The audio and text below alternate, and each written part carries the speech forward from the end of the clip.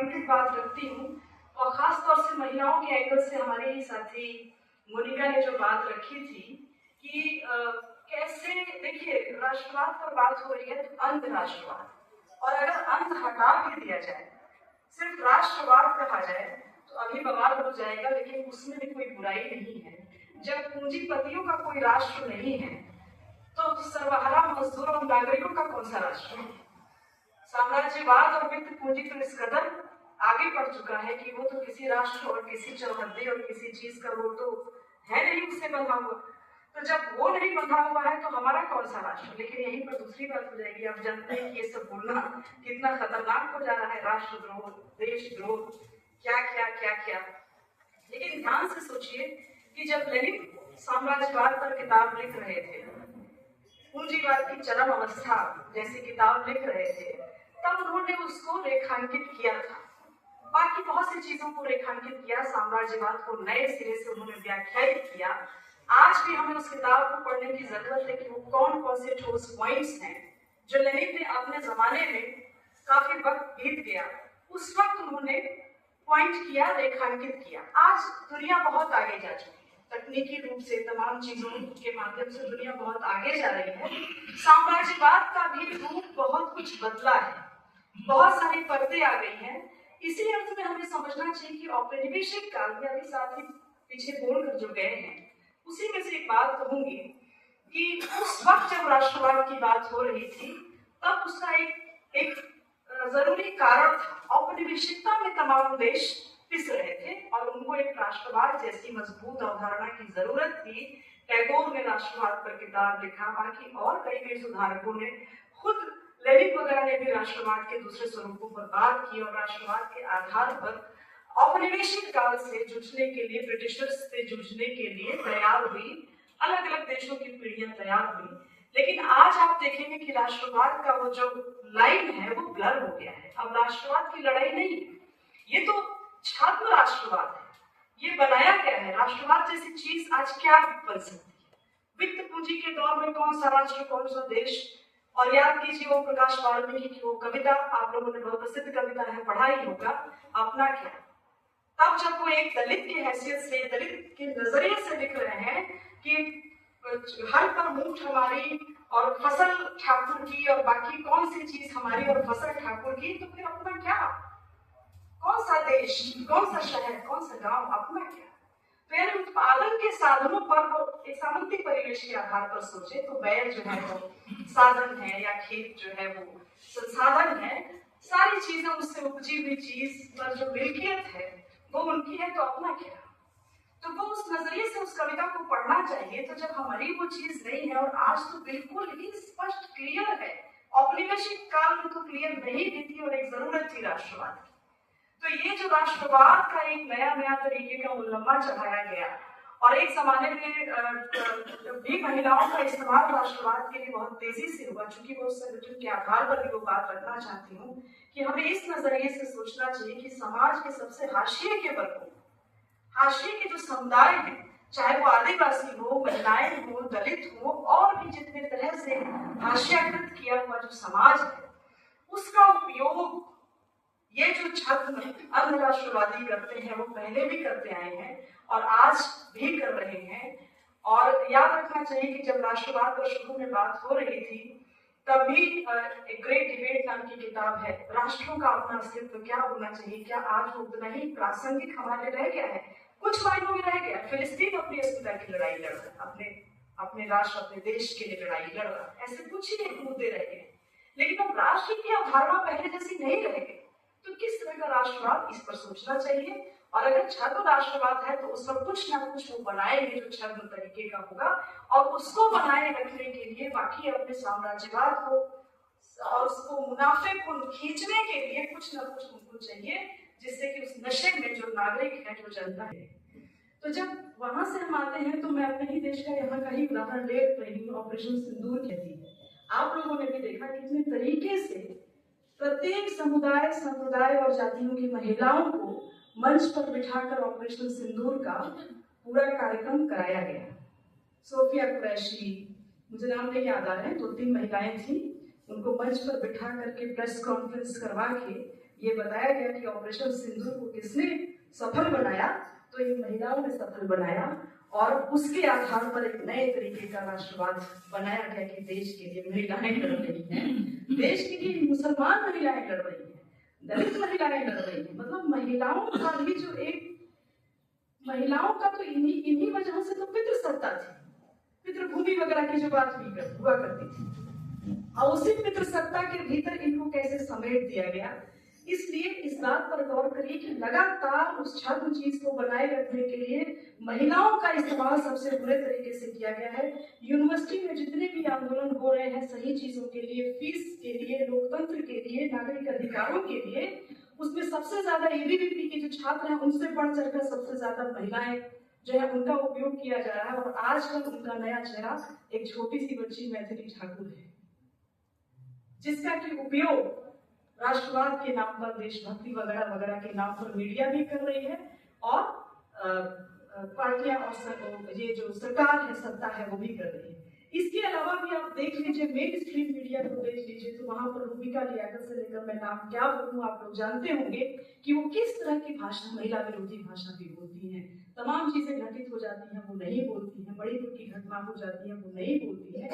तो ये एक बहुत ही शातिर तरीका है इस तरह के राष्ट्रवाद को रचने का कि उनके खिलाफ हाशिए के वर्गों को ही खड़ा कर दो, आदिवासियों को भी खड़ा कर रखा है। आप जानते हैं कि बुधरा का कांड जब हुआ था उसमें बड़ी संख्या में आदिवासी नवयुवक थे जो उसमें भागीदार रहे। इस तरह से ये इन वर्गों को उठाकर भी इस तरह के राष्ट्रवाद को रचने की कवायद की जाती है। और मैं एक और बात कह करके इस छोटी सी बात ये कहूंगी कि 1980 के दशक में आनंद स्वरूप वर्मा ने प्रभाष जोशी को लेकर एक लेख लिखा था। उस लेख का नाम था मीडिया का अंधा युग।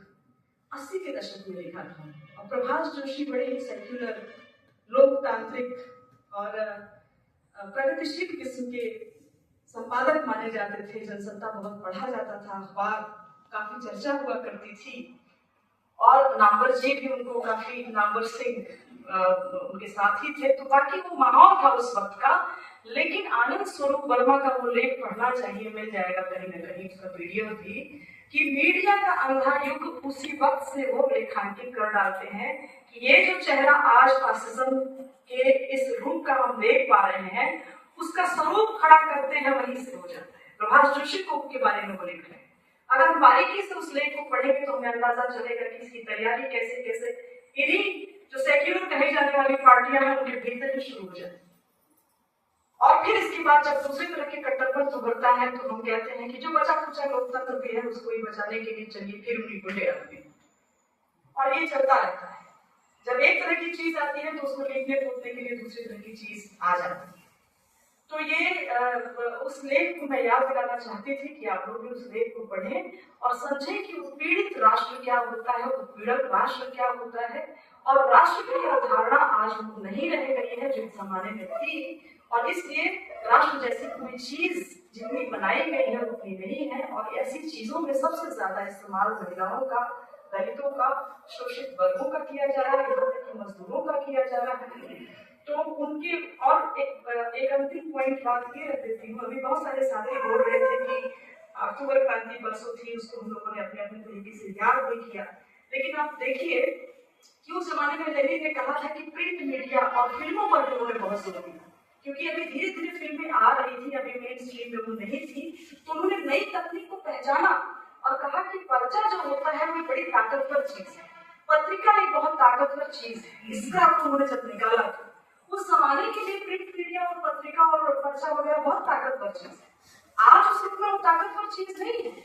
तो हम उस इतिहास को ग्लैमराइज करके सिर्फ उस सुनहरे पन्नों में खोए रहने का समय नहीं है, उन्हें याद करके उससे नए सबक, नई तकनीक को पहचानने का समय।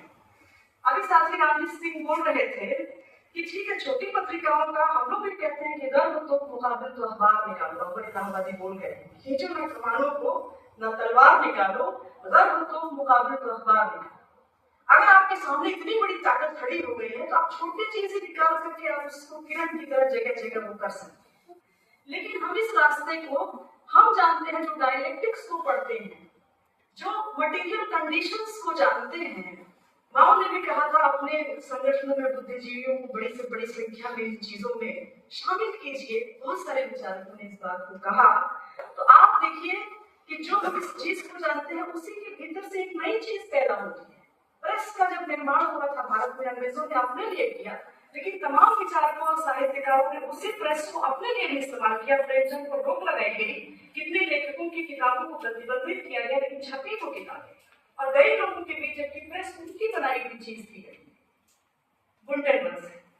अब अगर वो पूंजी के हाथ में है, रील्स, फेसबुक वगैरह वगैरह, तो वो उनके हाथ में तो है ही। हम सभी जानते हैं कि हमारे रीचेस रीच ही खत्म कर देंगे, कम कर देंगे। इसके बावजूद वही हमारा साधन है। प्रिंट मीडिया को बेस बनाने के बावजूद अगर हम टेक्निकल तरीके से उस दुनिया में नहीं गए तो हम इस साम्राज्यवादी ताकत से बिल्कुल नहीं कर सकते हैं। और ये कहना भी बुद्धिमानी हमारे हिसाब से हम लोगों के लिए नहीं होगी कि हम जो है उस चीज को ही आजमाते हुए आज की चीज को ना अपनाए। हमारी छोटी ताकत है तो हम इसी को लिए पीछे हो जाते। नई करना बहुत ही ज्यादा जरूरी है। और हम अब ये उपदेश नई पीढ़ी को नहीं दे सकते कि बेटा तुम लोग जो है दिन भर मोबाइल और रील मत देखो, क्योंकि उपदेश से जो है वो नई पीढ़ी नहीं सुनती। उसकी अपनी मटेरियल कंडीशन उसको आपके पास लेकर आती है, सही चीज उसको आपके पास लेकर आती है। कभी भी हम उसको इस आधार पर नहीं जोड़ सकते, ना आगे बढ़ा सकते। उनकी कंडीशन ये है कि रोजगार नहीं मिल रहा। जेंजी चाहे जिस रूप में उभर रहा हो, स्वतःस्फूर्त उभर रहा हो कि भटक गया हो, कोई गलत मुद्दा है, लेकिन ये तो रिफ्लेक्ट हो रहा है ना कि उसके वो कहीं परेशान है। और जेंजी भी एक नहीं है, वो भी वर्गीय है। कौन सा जेंजी? मालिक वर्ग वाला जेंजी या मेहनत कश वाला जेंजी? कौन सा वर्ग उभर रहा है? तो अगर वो उभर रहा है तो एक तो बात है। और अगर हम इस मीडिया की जो इलेक्ट्रॉनिक मीडिया में खासतौर से रील, शॉर्ट्स और इस तरह के वैकल्पिक मीडिया की ताकत को नहीं समझेंगे तो आपके सामने ममदानी की जीत, जो कि जिसके एजेंडे कोई बहुत बड़े एजेंडे नहीं है, वो बहुत पहले आपको दिए जा चुके हैं। प्लस की सुविधा से लेकर के यातायात, सामुदायिकता, ये सारी चीजें 1917 में सब कुछ मिल चुका था, जिसको क्रश कर दिया गया उनके एजेंडे के आधार पर।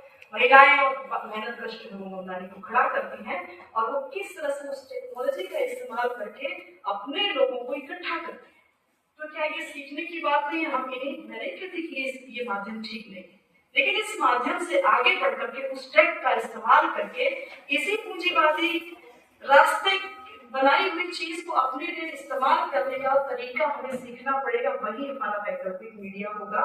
और आज हमारे पास मेहनत का समाज का एक भी मीडिया नहीं। कुछ साथियों से हम लोगों की बात हुई, उन लोगों ने लंबी चौड़ी लिस्ट दे दी कि कम से कम इतने करोड़ तो उसने चाहिए, जो कि इतनी की जरूरत नहीं है। बहुत सी चीजें अब आपके पास ऐसी हैं जिसको आप ऐसे भी सीख करके धीरे धीरे धीरे धीरे खड़ा कर सकते हैं। अगर हम लोग कुछ इकट्ठा करके एक ही मीडिया सारे लोग मिलकर के चला सके, जिसमें कि सारे समाचार, सारी चीजें मेहनत कर समुदाय की लोगों की समस्याएं उनसे बात कराए, तो एक वैकल्पिक मीडिया हमें जरूरत है आज के समय में। वही एक मीडिया भी मेन स्ट्रीम मीडिया को मात देने में हो सकता है, कारगर हो सकता है। इसलिए इस टेक्नोलॉजी से भागना, पुराने इतिहास को हम याद करेंगे अपने उस चीज के लिए कि हमने ये चीज करके दिखाई थी एक समय पर, आज उसे खत्म किया गया है। और जैसे मैंने भी अपने समय की सबसे अगली तकनीक को पहचाना था, आज हमें उस अगली तकनीक की ताकत को पहचान कर उन्हीं की बनाई हुई मीडिया की तकनीक को अपने लिए इस्तेमाल करने का तरीका सीखना होगा। और तभी युवा पीढ़ी हमारे साथ जुड़ेगी। युवा पीढ़ी परेशान है, आगे आने वाले समय में और परेशान होगी। वो कहीं ना कहीं इधर उधर जाएगी, भटकेगी। आपके पास सही जवाब नहीं होंगे, सही तरीका नहीं होगा, तो वो कभी नहीं अपनी चीजों को पहचान और समझ पाएगी, न जुड़ पाएगी। मुक्ति बुद्ध ने कविता में कहा था कि तुम उनके सवाल नए हैं और तुम्हारे जवाब हमेशा पुराने हैं। उनके सवालों को एड्रेस करना हमें सीखना होगा और वही हमारी असल ताकत होंगे। महिलाएं, स्टूडेंट, सबको मेहनतकश मजदूर जो हमारी अगली ताकत है, उनके साथ जुड़ने के लिए हमें एक वैकल्पिक मीडिया की जरूरत है। और अगर इस पर कभी बात होगी आगे, नागरिक अखबार के माध्यम से मैं प्रस्ताव रखूंगी कि तमाम लोग जो तरह तरह के संगठनों में शामिल हैं और काम कर रहे हैं, जूझ रहे हैं, अगर हमें आपस में कुछ इस तरह से इकट्ठा करके एक मीडिया तैयार करें तो सब उसमें शामिल होंगे। हमारे बहुत से ऐसे लोग हैं जो इस तकनीक को जानते हैं और आगे बढ़ा सकते हैं अपनी अपनी मेहनत के माध्यम से। एक भी मीडिया ग्रुप सबकी तरफ से तैयार हुआ सोशल मीडिया के तहत, वेबसाइट्स के तहत, तो उसमें बहुत सारी ये सारी बातें हमारी जा सकती हैं। बहुत बहुत धन्यवाद। इनकलाब जिंदाबाद।